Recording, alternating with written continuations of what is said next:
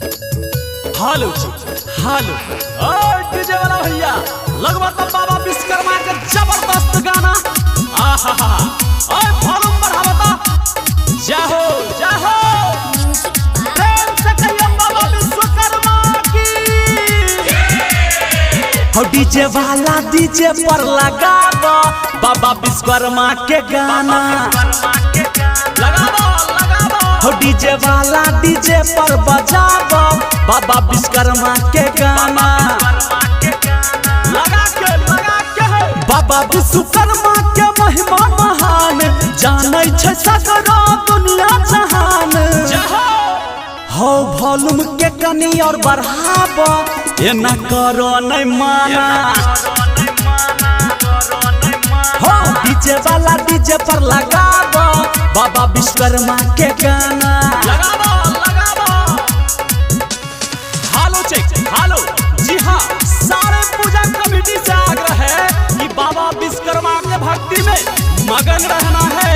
और शांति पूर्वक बाबा विश्वकर्मा का पूजा करना है। मोटर या गाड़ी से भर जता घर हो भजत तोहर डीजे के नाम अमर हो मोटर या गाड़ी से भर जता घर हो डीजे के नाम तोहर भजत अमर हो तू हो भजब हक बाबा के दीवाना एना करो नहीं माना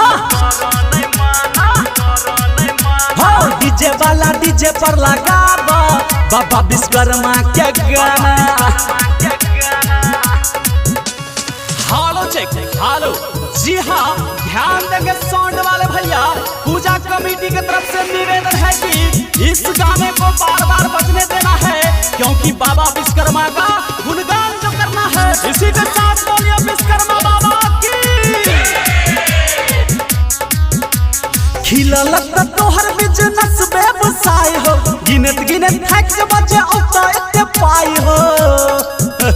ढेरी लग जाता खिलल तोहर बिजनेस व्यवसाय हो गिनत थक बचे औते पाई हो धर्मवीर धुरंधर गाबै ई गाना